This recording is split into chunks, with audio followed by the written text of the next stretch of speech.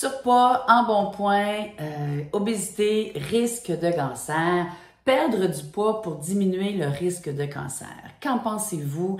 Aujourd'hui, je vous parle d'un article écrit par le docteur Béliveau concernant justement les risques de cancer augmentés associés à l'embonpoint ou à l'obésité. Donc aujourd'hui, ça se veut une vidéo de réflexion que j'avais le goût de partager avec vous. Donc oui, on le sait, la fumée de cigarette est en lien avec le cancer.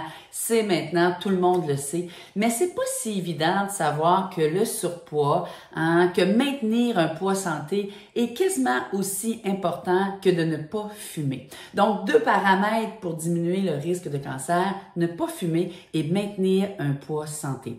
Le tabac, comme je viens de le dire, c'est évident maintenant, on le sait, on le comprend, mais peu de gens savent à quel point le surpoids peut augmenter plutôt les risques, notamment de 13 cancers connus, dont 2 plus importants, le cancer du sein post-ménopause et le cancer colorectal.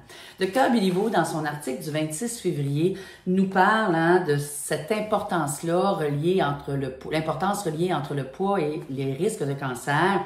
Et il nous dit, car les données recueillies par le CDC américain, bon, on le sait, oui, il y a plus de surpoids là aux États-Unis qu'ici, mais quand même, indique clairement que jusqu'à 40%, c'est énorme, de tous les cancers diagnostiqués chaque année aux États-Unis sont des cancers liés au surpoids. 40% des cancers sont reliés au poids de la personne. C'est énorme.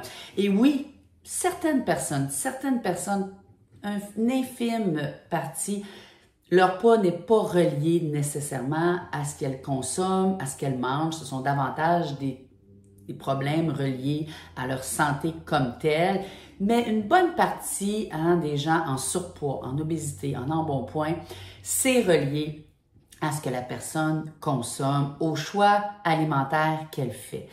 Et ça, lorsqu'on lit, je ne sais pas si vous le suivez, Dr Béliveau, moi je le suis religieusement, à chaque lundi je le lis et je garde la plupart de ses articles parce que je le trouve extrêmement inspirant et naturellement très intéressant. Et à chaque semaine, on sent sa profonde volonté de nous faire comprendre.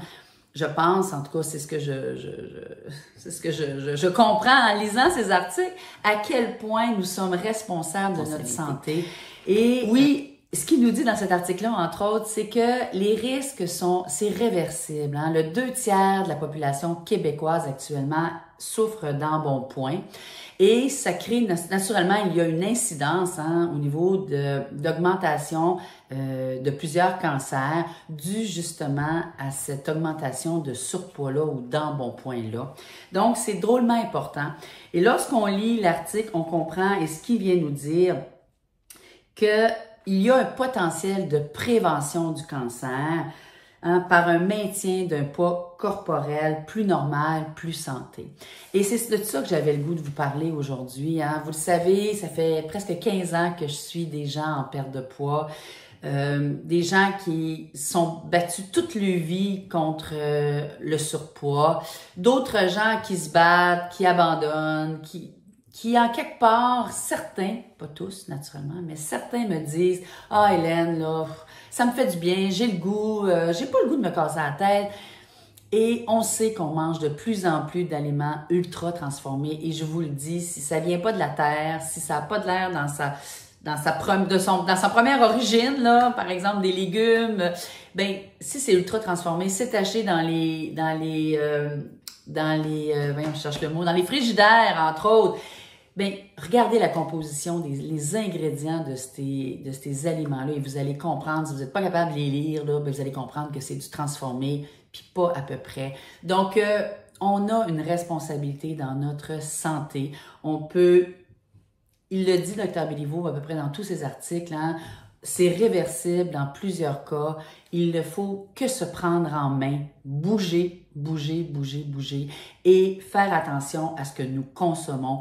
Malheureusement, j'entends encore trop. Je suis trop occupée le midi pour manger au travail.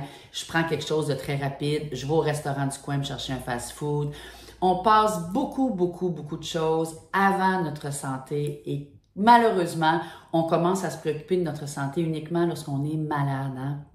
Pensez-y comme il faut. Les gens qui ont arrêté de fumer, les gens qui ont commencé à perdre du poids, c'est souvent les gens quand ils sont malades. Pourquoi attendre d'être malade pour se prendre en main? Donc, ma vidéo se voulait une vidéo. Si vous avez des commentaires, j'aimerais vraiment ça vous lire. Écrivez-moi en commentaire ce que vous en pensez. Est-ce que vous avez attendu d'être malade pour vous prendre en main? Est-ce que vous lisez Dr Béliveau? Hein? Et lorsqu'on lit le titre « Perdre du poids pour diminuer le risque de cancer », moi, je trouve que ça devrait sonner des cloches pour la plupart d'entre nous et pour aider les gens qui nous entourent justement à faire plus attention à eux. Si vous avez apprécié cette vidéo, je vous invite à liker, ça m'aide pour développer ma chaîne et également à vous abonner.